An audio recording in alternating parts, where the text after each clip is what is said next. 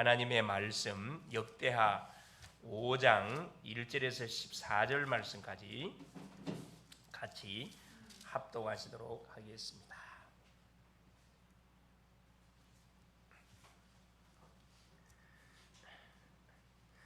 솔로몬이 여호와의 전을 위하여 만드신 모든 일을 마친지라. 이에 솔로몬이 그의 아버지 다윗이 드린 은과 금과 모든 기구를 가져다가 하나님의 전 곳간에 두었더라.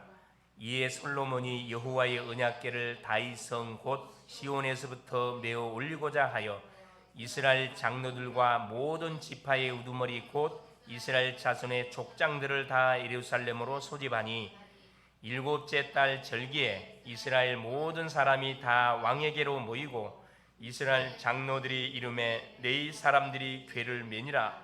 궤와 해막과 장막 안에 모든 거룩한 기구를 메고 올라가되 레인 제사장들이 그것을 메고 올라가매 솔로몬 왕과 그 앞에 모인 모든 이스라엘 회중이 궤 앞에서 양과 소로 제사를 드렸으니 그 수가 많아 기록할 수도 없고 셀 수도 없었더라. 제사장들이 여호와의 언약궤를 그 처소로 메어 드렸으니 곧 본전 지성소 그룹들의 날개 아래와 그룹들이 궤 처소 위에서 날개를 펴서 궤와 그 채를 덮었는데 그 채가 길어서 궤에서 나오므로 그 끝이 본전 앞에서 보이나 밖에서는 보이지 아니하며 그 궤가 오늘까지 그곳에 있으며 궤 안에는 두 돌판 외에 아무것도 없으니 이것은 이스라엘 자손이 애굽에서 나온 후 여호와께서 그들과 언약을 세우실 때 모세가 호렙에서 그 안에 넣은 것이더라. 이때에는 제사장들이 그 반일대로 하지 아니하고 스스로 정결하게 하고 성소에 있다가 나오매 노래하는 네 사람 아삽과 헤만과 여두둔과 그의 아들들과 형제들이 다 세마포를 입고 제단 동쪽에 서서 재금과 비파와 수금을 잡고 또 나팔 부는 제사장 120명이 함께 서 있다가 나팔 부는 자와 노래하는 자들이 일제히 소리를 내어 여호와를 찬송하며 감사하는데 나팔 불고 재금치고 모든 악기를 울리며 소리를 높여 여호와를 찬송하여 이르되 선하시도다 그의 자비하심이 영원히 있도다 하매 그때 여호와의 전에 구름이 가득한지라. 제사장들이 그 구름으로 말미암아 능히 서서 섬기지 못하였으니 이는 여호와의 영광이 하나님의 전에 가득함이었더라. 아멘. 주는 살아계신 예수는 그리스도는 할렐루야. 인생의 모든 문제는 그리스도 안에서 완전히 끝이 납니다. 그 그리스도를 나의 주인으로 내가 붙잡았기 때문에 우리는 영육의 모든 문제에 대한 답을 얻었습니다. 자, 드디어 오늘 제목이 뭐냐? 솔로몬의 성전 봉헌식입니다. 예, 지난 시간에 솔로몬의 성전 건축에 대한 말씀을 통해서 우리가 은혜를 받았고요. 오늘은 성전을 봉헌하는 그런 내용으로 말씀이 쭉 흘러가고 있습니다. 사실 오늘은 6월 25일 무슨 날이죠? 6.25 전쟁 1950년 북한의 김일성이가 우리 남한을 완전 남침했던 6월 25일 6.25 전쟁의 그 날입니다. 이 날을 우리 잊을 수가 없죠. 약 6.25 전쟁을 통해서 남한 인구만 한 200만이 죽은 통계가 한 200만이 죽었어요. 보니까 200만이 죽은 것으로 이렇게 나왔고 북한까지 하면 한 500만, 북한 한 300만이 죽었더라고요. 전쟁은 절대 일어나서는 안 돼. 그런 일입니다. 그래서 우리가 나라와 민족을 위해서 기도해야 할 이유가 여기 있고 특별히 북한의 김정은을 놓고 기도해야 할 이유가 이뻐서 기도하는 거 아닙니다. 뭐 하지 못하도록 그래요. 딴 생각하지 못하도록 그 생각을 잡고 있는 악령의 세력이 꼼짝 못하도록 우리가 계속 결박을 시켜야 되거든요. 그래서 무슨 통일이 이루어져야 돼요? 그래, 복음 통일이 이루어져야 됩니다. 그래서 우리 교회가 나라와 민족을 위해서 정말로 기도하는 것, 이 북한 복음화를 위해서 기도하는 것은 정말로 최우선순위로 해야 할 기도 제목들입니다. 이걸 발판으로 해서 우리가 세계 복음화를 해야 되겠죠. 우리나라가 남북이 통일되어지면은 그렇죠. 세계 제2위권으로 들어갈 수 있는 그런 잠재 능력을 가지고 있다고 합니다. 그만큼 우리나라가 우리가 알다시피 뭐 지하 자원이 있습니까? 뭐가 있습니까? 인구는 최고로 많지. 좁은 땅덩어리에 수많은 인구가 살고 있는데 나는 지와 전이 없어요. 그런데 하나님께서 우리나라를 축복하신 이유가, 수많은 위기가 있었는데도 불구하고 하나님께서는 우리나라를 지켰던 이유가 뭐냐? 뭐 때문에? 그래, 복음 전도 때문에 하나님께서 우리나라를 보호하고 지키고 지금도 계속 붙잡고 계십니다. 전도자들이 있는 이상, 정말로 나라와 민족을 위해서, 세계 복음을 위해서 기도하는 교회들이 있는 이상, 그리고 우리 렘넌트들이 있는 이상 우리나라는 안전합니다. 할렐루야. 그래서 우리가 아침, 점심, 저녁으로 시간 날 때마다 계속 뭘 기도해야 되냐 하면은 정말로 이 복음을 위해서, 정말 세계 복음을 위해서, 정말 우리가 후대 복음을 위해서 정말 기도해야 됩니다. 자, 그러는 차원에서, 자, 오늘 제목이 솔로몬의 성전 봉헌식인데, 다윗은 솔로몬에게 세 가지를 가르쳤습니다. 그래서 우리 어른들이, 우리 교역자들이, 중직자님들이 특별히 우리 자녀들에게 반드시 가르쳐야 할 그 내용이에요. 첫째가 뭐냐? 하나님의 언약을 가르쳤어요. 하나님의 언약. 여러분, 하나님의 언약은 뭘 이야기하냐면은 하나님의 말씀만 말하는 게 아니고 두 가지를 우리에게 말씀해 주고 있습니다. 첫째가 뭐냐 하면은 인간의 근본 문제가 뭐냐? 이 부분에 대한 정확한 답을 우리에게 제시해 주고 있습니다. 종교에서는 찾을 수 없는 그 답을 하나님의 말씀, 성경을 통해 정확하게 제시해 놓고 있거든요. 우리 인간의 근본 문제가 뭐냐? 딱 세 가지다. 그게 뭐죠? 죄 문제예요. 죄로 인해서 하나님과 관계가 단절됐고, 죄를 짓게 만들었던 장본인 두 번째, 사단 문제예요. 그래서 사단에게 우리 인생이 장악되어졌습니다. 그 세 번째, 행복해야 할 우리 인생이 지옥 생활을 할 수밖에 없는 그런 비참한 영적 방황의 삶을 살아가고 있습니다. 이 세 가지 문제에 우리 인생이 잡혔거든. 이 문제에 대한 답이 뭐냐? 그게 바로 창세기 3장 15절 여자의 후손, 바로 예수 그리스도십니다. 이것을 어렸을 때부터 우리 자녀들에게 정확하게 뭐 해야 돼요? 각인 뿌리 체질화 시켜야 됩니다. 계속 말씀을 듣도록, 계속 뭘 할 수 있도록, 입술을 열어서 고백할 수 있도록. 그래서 복음 속에 인생의 모든 답이 다 있구나. 이것이 뭐가 되도록, 수시로 깨달아지도록, 수시로 느끼도록 뭐 해줘야 됩니까? 계속해서 우리가 포럼도 해줘야 되고, 계속 이렇게 기도줘야 되고, 그래서 안내해줘야 됩니다. 그것이 바로 뭐냐 하면은 그 결과는 일천번제였습니다. 다윗이 솔로몬, 자기 아들이었던 솔로몬에게, 아들이 솔로몬만 있었습니까? 19명의 아들이 있었는데 아들들에게 메시지를 전달했는데 가장 메시지 흐름을 잘 따랐던 아이가 솔로몬이었다니까. 하나님이 준비한 심령이었죠. 그래서 결국 기도하기 전에 솔로몬은 뭐부터 했죠? 일천번제부터 하는 게 드렸어요. 왕이 되자마자 가장 먼저 한 것이 일천번제. 이게 예배입니다. 그래서 예배를 통해서 뭐가 정확한 복음이 우리가 선포되는 거거든요. 그래서 현장에 와서 우리 예배를 드리는 거하고 딱 편안하게 앉아서 이렇게 비대면으로 예배드리는 차원이 완전 성령의 역사가 틀립니다. 그래서 따끈따끈한 뭘 우리가 하나님의 은혜의 메시지를 우리가 받들어야 되거든요. 예배입니다. 결국 뭐냐? 복음에 깊이 각인 뿌리 내리도록 계속 장을 만들어주고, 그렇죠? 포럼도 하고 찬양도 하고 문제 속에서 기도도 하도록 돕는 거예요. 두 번째가 뭐냐? 기도를 가르쳤어요. 이 기도는 가르쳐서 되는 게 아닙니다. 기도는 뭐 해야 되죠? 보여줘야 돼요. 어떻게 하는지. 그래서 가정 안에서 누구 역할이 중요하다. 그래서 이 부모님 역할이 너무 중요합니다. 오늘 우리 희명이 청년 기도 너무 잘했어요. 야, 내가 깜짝 놀랐네. 성령이 역사하는 기도였어 보니까. 할렐루야. 여러분, 있는 그대로 뭐 하면 됩니까? 하나님께 내 마음을 드리면 됩니다. 그렇죠? 이게 이 부모님을 통해서 우리 자녀들은 기도를 배우고, 또 교회에서 우리 중직자 어른들을 통해서 기도를 배웁니다. 기도하는 내용을 잘 듣고, 그렇죠? 계속 듣는 기도 소리를 듣는데도 불구하고 이 기도 잘 안 되지요. 그만큼 누가 방해한다는 거예요? 원수마귀 사단이가 방해한다는 말이거든요. 이게 영적 역사가 지금도 진행되고 있다는 것을 우리에게 가르쳐주고 있습니다. 그래서 이 기도는 기도할 때 어떤 일이 벌어지는가? 영적 역사가 일어나잖아요. 흑암이 꺾이고 하늘의 군대가 반드시 동원되고 닫힌 모든 문들이 쫙 열려버립니다. 한 번만 체험하도록 도와줘도 됩니다. 그렇죠? 한 번만 체험하면요, 우리 어른들하고 우리 자녀들은 달라가지고 확실히 틀려요. 아이들은 안 듣는 것처럼 하면서 다 듣고 있어요. 다 듣고 있거든요. 요즘 우리 아이들이 머리가 보통 좋은 게 아니에요. 머리가 보통 좋은 게 판단 다 하고 있습니다. 그래서 계속해서 나를 살리는 정식기도, 그렇죠? 현장을 살리는, 현장에 속지 않으려면 계속 무시기도 해야 돼. 기도해야 돼요. 눈으로 보이고 귀에 들리고 떠오르는 생각들을 기도로 연결시키는 이 기도 해야 되는 거. 또 중요한 사건 왔을 때 해야 할 게 뭔가 집중기도 해야 되거든요. 집중기도 할 때 어떤 일이 좀 비상사 기적의 문이 열립니다. 이 맛을 딱 보는 가운데 우리 자녀들이 자라났다.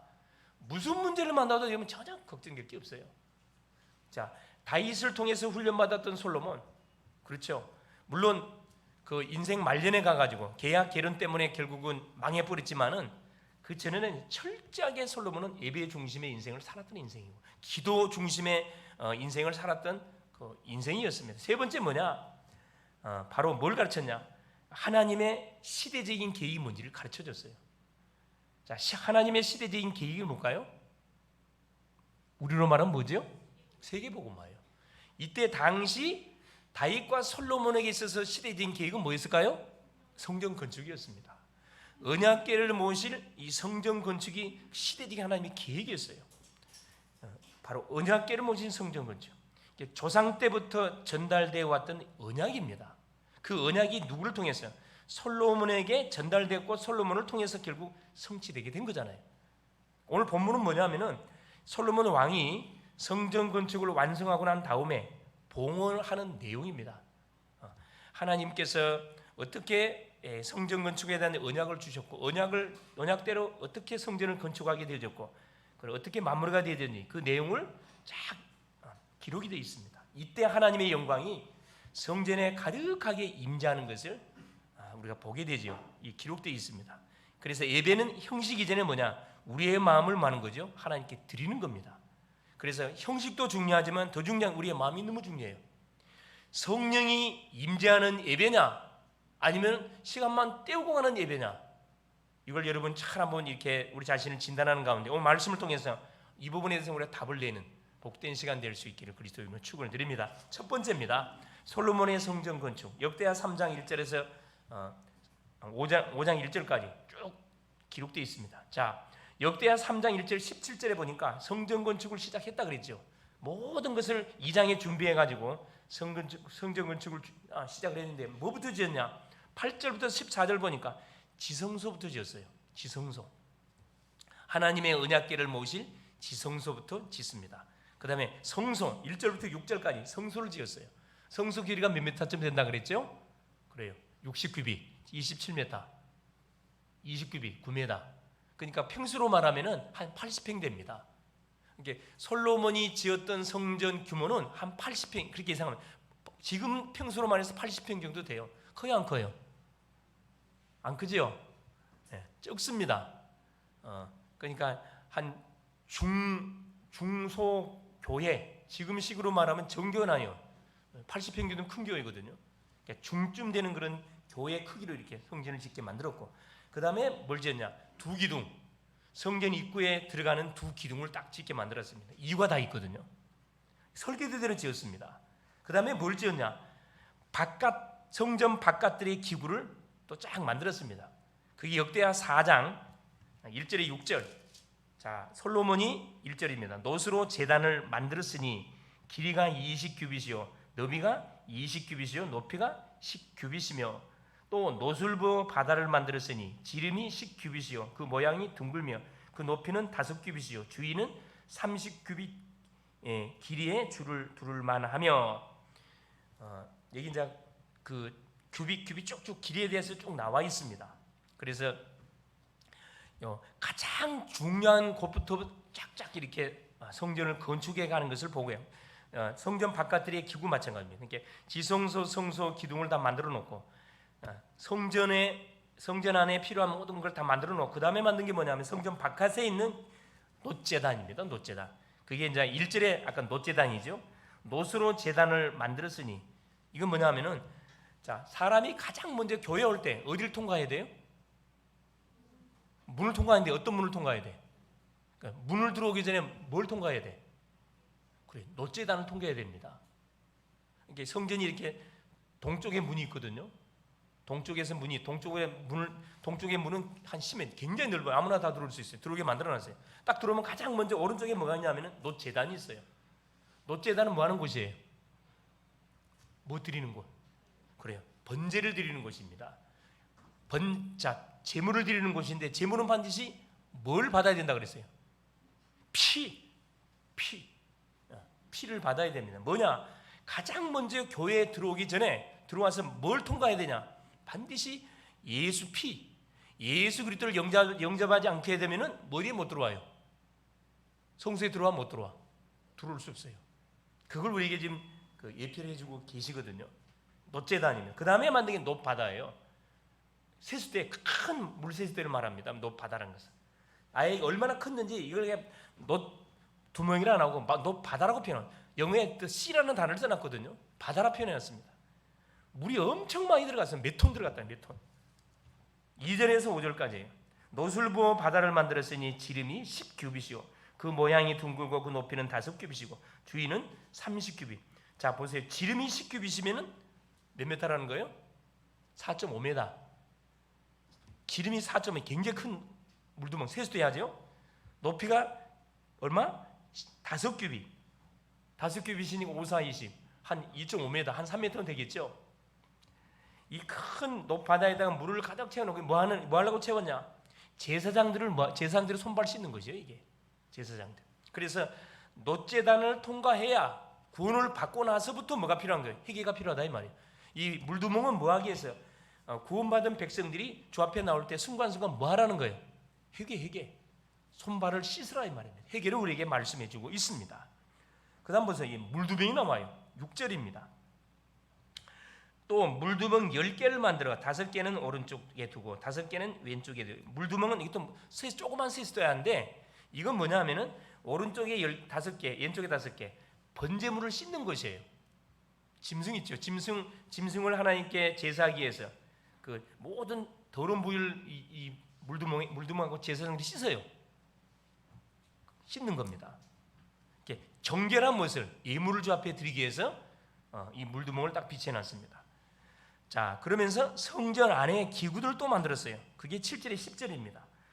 또 규례대로 금으로 등잔대 10개를 만들어 내전 안에 성소 안에 큰 등잔대가 하나 있고 5개 또 등잔대도 5개. 왜? 실내는 어둡기 때문에 이게 다 금입니다. 금.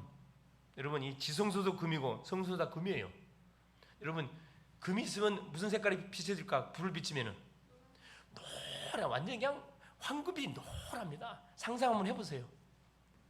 9m 공간에 그렇지 한 80평 되는 그 공간에다가 황금빛으로 다 이렇게 뒤덮었는데 지성소는 600달란트라 그랬거든요. 600달란트.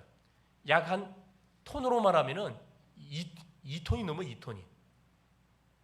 2톤. 600달란트니까 2톤이 아니. 1톤이 한 달란트가 37.5kg. 그러면 10달란트는 370. 100달란트는 3,700. 이렇게 6톤 맞네. 한 6톤. 몇 톤이요? 3. 그렇지. 3.7톤 정도 되는구만. 그걸 갖고 좁은 그 9m 공간에다가 금으로 다 완전 다 바른 거예요. 그러니까 완전히 그냥 누런 황금빛. 저는 그 시골에서 건강을 했기 때문에 잘 알아요. 딱 이 일본 말로 간드레 있어. 간드레 가스불을 딱 들고 땅 속에 딱 들어가잖아요. 딱 들어가 쭉 안쪽으로 들어가면은 금인 돌에 막 노란 빛이 딱 비쩍비쩍 빛나요. 그러면 그냥 너무 반가운 나머지 가가지고 갖고 올 수 없어. 이런 차들에게 붙어 있거든. 그걸 이사 끌고 가가지고 깨서 파고 나와야 돼요. 쉬운 게 아니에요 사실은. 금캐는 게 쉬운 게 아닙니다. 그래서 지성소에 금이 가득하지. 성소 마찬가지입니다. 이게 등잔대에 딱 불을 켜주니까 환한 거라 완전히 그냥. 이런 빛하고는 깨면 안 되겠죠. 완전 황금빛으로 환한 거죠. 뭘 의미해 주는 거죠? 기구들을 통해서 우리에게 설명해 주려는 내용들이. 등잔대는 뭡니까? 뭘 말하는 겁니까? 세상에 뭘 비춰라? 빛을 비춰라 이 말입니다. 빛 비추는 게 전도입니다. 전도. 이 등잔대는 전도를 우리에게 말해주는 거고. 떡상이 있어요. 떡상. 이게 8절입니다. 또 상 10개를 만들어 12지파 이렇게 떡을 12개를 만들어 갖고 5개 여기도 마찬가지예요. 내전 안에 두었으니 왼쪽에 5개 오른쪽에 5개. 이건 다 제사장들이 먹는 떡이에요. 일반 사람들이 먹는 떡이 아니고 또 금으로 대접 100개를 만들었고, 이 떡상은 뭘 말하는 거죠? 하나님의 말씀. 매일매일 따끈따끈한 떡을 지어가지고 제사장들이 뭐 해야 돼요? 그 떡상에다 올려놔야 돼. 매일매일. 등잔대에 불 켜놔야 됩니다. 불 끄면 안 돼요. 24시 불을 켜놔야 돼. 전도 24시 하라 이 말이에요. 말씀 24시. 또 뭐지요? 분향단. 향을 피워서 하나님께 올립니다. 뭘 말하는 거죠? 기도입니다. 기도. 이게 향이 꺼지면 안 돼. 24이 제사장들이 하는 역할을 하니까. 이게 계속 주의 종도는 뭐 해야 돼요? 24시 계속 기도해야 돼. 성도들도 계속 기도해야 돼. 기도의 불이 향이 계속 하나님께 올라가도록. 그리고 중요한 의미를 말씀해 주고 있는 그리고 마찬가지 성전에 기타 기구들이 있습니다. 그 11절에서 22절에 기록되어 있어요. 11절에 보니까 후람이 솥과 부삽과 대접을 만들었더라. 자, 여러분 솥, 부삽, 뭐 대접 쭉 나와 있습니다. 쭉 나와 있는데 여기 보니까 막 고기 갈고리 이제 그 재물을 삶을 때 그 쇠구챙이라 그러지, 쇠구챙이 그 갈고리, 또 대접, 부젓가락, 불집게, 주말, 숟가락 등 이것도 다 황금이에요. 이것도 금으로 만들었어요. 금으로. 왜 금으로 만들었어요? 다 교회 안에서는 쓸모 있는 사람이 있다 없다? 쓸모 있는 사람이 있어요 없어요? 교회 안에서는 모든 사람이 다 쓸모 있다는 거예요. 다 필요하다는 걸. 버릴 게 하나도 없어요. 각자 주어진 뭘 따라서요? 역할 따라서 자기의 위치를 자기 나이, 직분, 상황에 맞게끔 뭐 하면 됩니까? 헌신하면 돼요. 그걸 말해주고 있는 거거든요. 나는 달란트도 없고 착각입니다. 하나님이 다 줬어요. 건강한 사람은 몸으로 헌신하면 되고, 돈 버는 사람은 물질로 헌신하면 되고, 그리고 달란트가 있는 사람은 달란트로 헌신하면 되고, 허다못해 몸이 아픈 사람들은 기도로 헌신하면 됩니다. 여러분 죽지 않는 이상은 여러분 누워 있어도 기도로 얼마든지 헌신할 수 있어요. 할렐루야. 하나님께서 성전의 모든 기구 하나하나를 통해서 우리에게 중요한 의미들을 던져주고 있다니까. 이게 뭐 하지 말라는 거예요? 핑계대지 말라는 겁니다. 핑계대지 마. 아프다고 핑계대지 말고, 나이 많다고 핑계대지 말고, 어리다고 핑계대지, 머리 나쁘다고 핑계대지 마라. 하나님께는 전혀 다 쓰임 받습니다. 연약한 사람 하나님 못 줘가지고 다 써요. 뭘 줘가지고? 능력을 부어가지고 다 씁니다. 걱정하지 마세요. 여러분이 하나님 행세하지 마세요. 자, 두 번째입니다. 보세요. 그리고 나서 보세요. 성전 건축을 완성하고 난 다음에 다윗이 드린 은과 금과 모든 기구를 성전 곳간에 다 옮겼습니다. 그게 5장 역대하 5장 1절이에요. 솔로몬이 여호와의 전을 위하여 만드는 모든 일을 마친지라. 성전을 건축 완성한 다음에 솔로몬이 그의 아버지 다윗이 드린 은과 금과 모든 기구를 가져다가 하나님의 전 곳간에 두었더라. 여러분 이제 성전이라 그러니까 한 80평 된다 그러니까 그 80평은 성전 공간을 말하는 거고, 나머지 부대 시설이 있어요.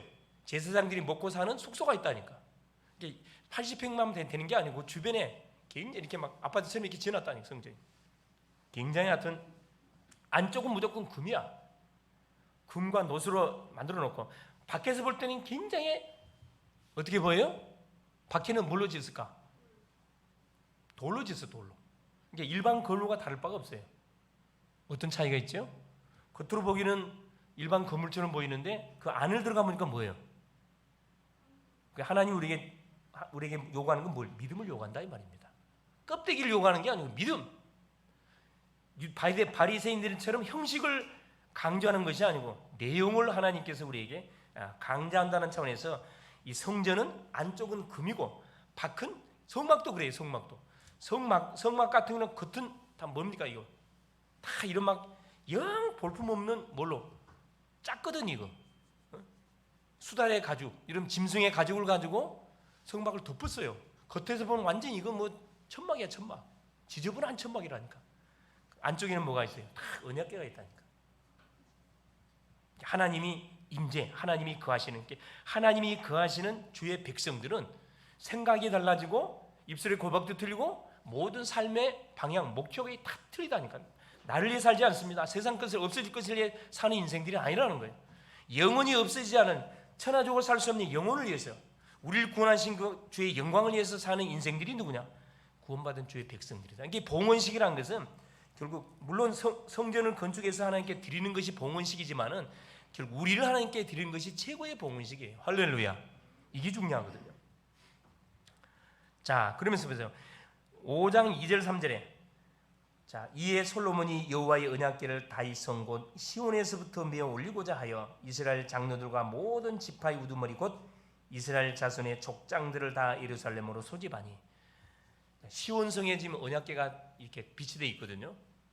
다윗성에 그 성전을 건축했으니까 이제 성전의 주인공 되시는 하나님을 모셔와야 될 거 아니에요. 언약궤를. 그래서 모든 장로들, 족장들, 지파장들을 다 소집했습니다. 그러고 나서 보세요. 4절 5절에 자, 이스라엘 장로들의 이름에 네이 사람들이 궤를 메느라. 자, 예법대로 네이 제사장 중에 네이 사람 중에 제사장들이 그 언약궤를 쫙 맵니다. 언약궤를 메고 또 나머지 레위인들은 모든 성전에 있는 기구들을 함께 메고 성전으로 올라가는 거죠. 그때 6절에 보세요. 솔로몬 왕과 그 앞에 모인 모든 이스라엘 회중이 궤 앞에서 양과 서로 제사를 드렸으니 그 수가 많아 기록할 수도 없고 셀 수도 없었더라. 솔로몬 왕과 모든 이스라엘 백성들은 뭐냐면 그 언약궤 앞에서 제사를 드렸다 이야기합니다. 예배를 드렸다 이 말이에요. 예배를. 이제 다윗궁에서 어디로 올라가는 거죠?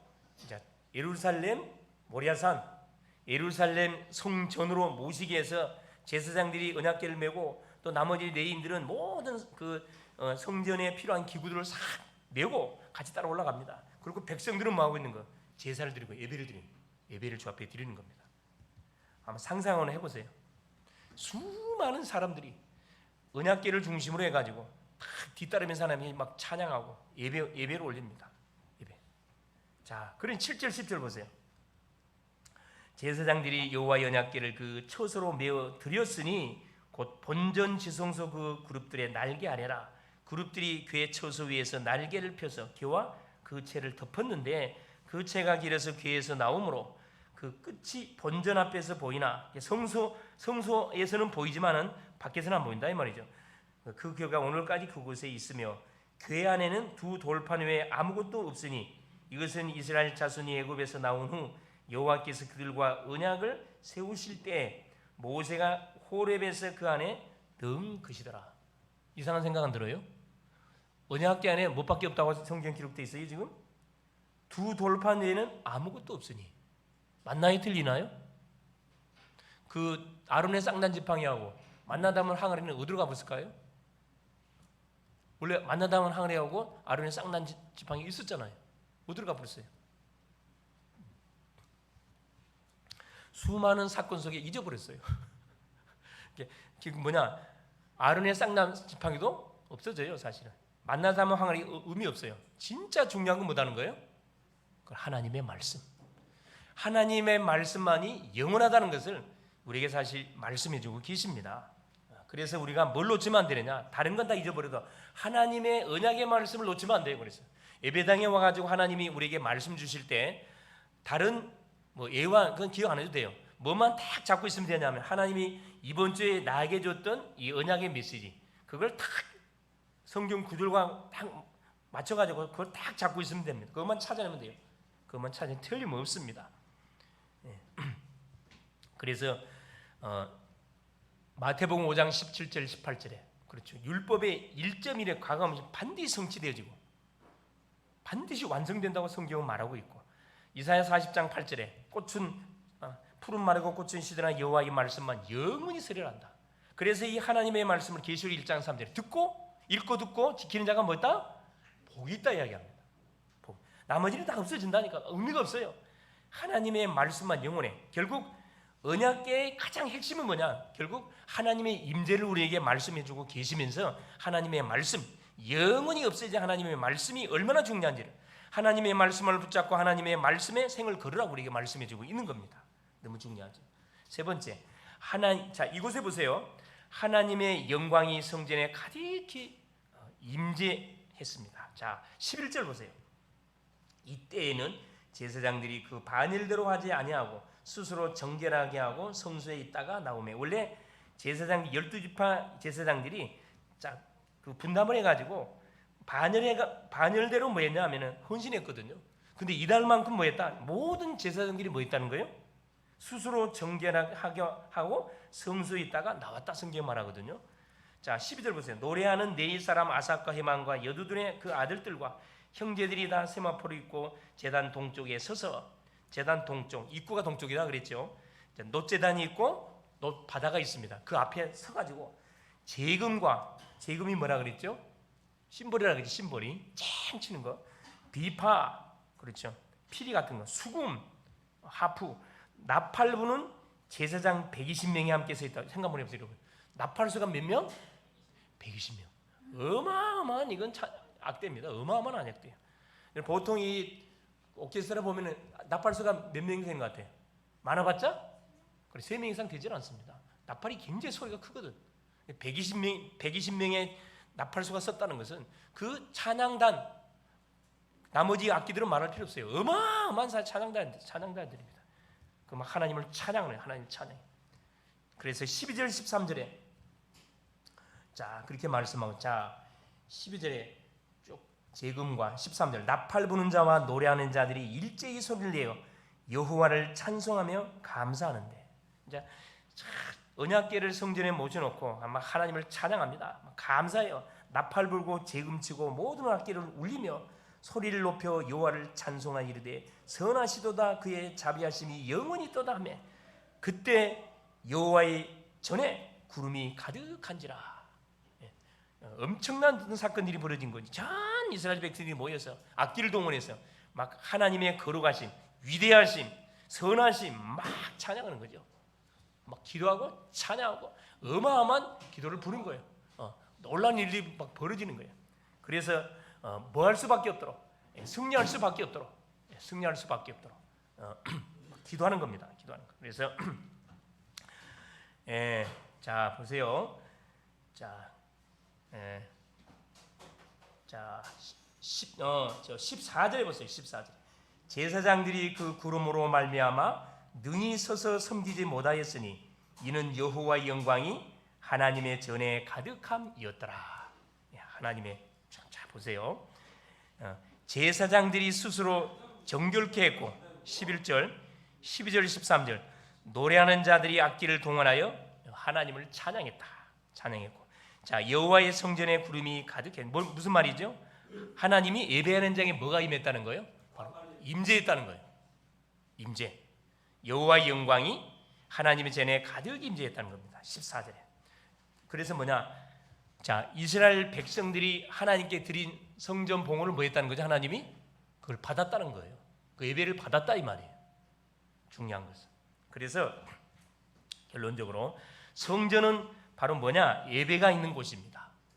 또 하나님을 만나는 곳이에요. 제사함과 화해가 있는 곳. 다윗이 뭐 할 때, 그렇죠, 인구조사에서 재앙을 당했었을 때 오르난의 타작마당에서 뭐 했다 그랬죠? 제사를 드렸다 그랬죠. 그래서 그곳에서 하나님께서 제사함과 뭘 회복시켜줬다 그랬습니까?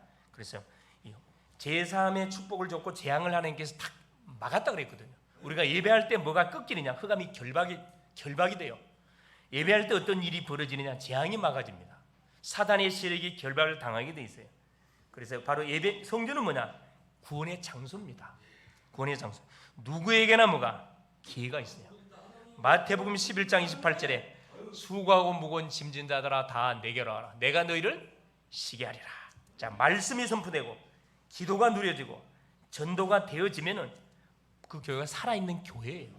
그래서 아까 번제단, 아까 등잔 때 전도, 24 전도, 분향단, 24 기도, 떡상, 24 말씀, 계속 말씀이 선포되고 기도가 계속 누려지고 전도의 축복이 누려지는 그 현장이 바로 뭐다? 번제단의 현장이라는 거예요. 예, 번제단의 현장 승리할 수 있도록. 예, 자, 그래서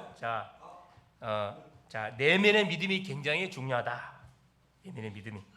교회는 하나님이 세우시고 이끌어 가십니다. 그러므로 우리의 삶을 뭐 하면 되느냐? 하나님께 맡기면 돼요. 맡기면 됩니다. 로마서 12장 1절 2절에 뭐라고 말씀합니까? 그러므로 사랑하는 형제들아, 하나님의 모든 자비하심으로 너희를 권하노니 너희 몸을 하나님이 기뻐하시는 거룩한 뭘로 드리라?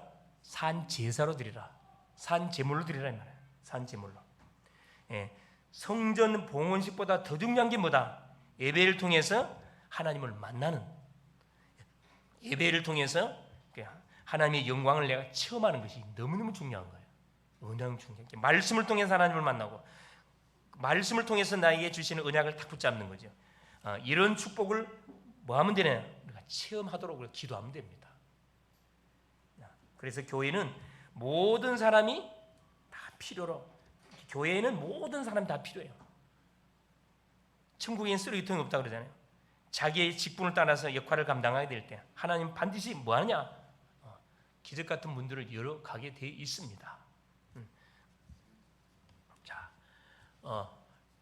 자, 우리 예배하는데 예배를 방해하는 모든 일, 여러분 영향받을 필요 하나도 없어요, 여러분. 계속 흑암시력 결박시키면 되는 거예요. 전 그 배우에서 계속해서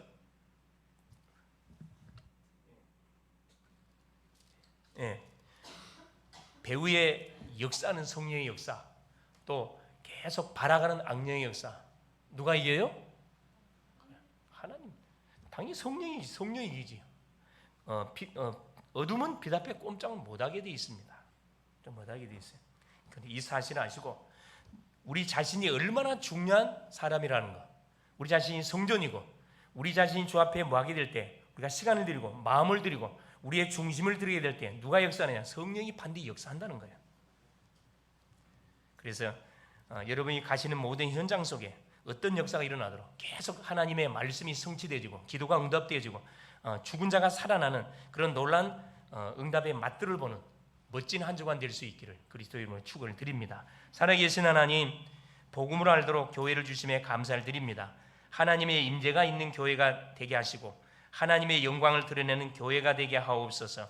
교회의 기관들을 살리는 주역이 되게 하시고 강단의 선교사인 목사님과 현장의 선교사인 중직자님들과 미래의 선교사인 후대들 위해서 정말 기도하는 우리 교회가 되게 하시고 우리 자신들이 되어져서 하나님 237 5천 종족에 하나님 수많은 하나님 제자를 파송할 뿐만 아니라 수많은 30망대 교회를 세워서 이 지역 영적 흐름을 주도해가는 우리 귀한 교회 되게 하옵시고 귀한 성도님들 다 되게 하옵소서. 그리스도 되시는 예수님의 이름으로 간절히 기도 올려옵나이다. 아멘.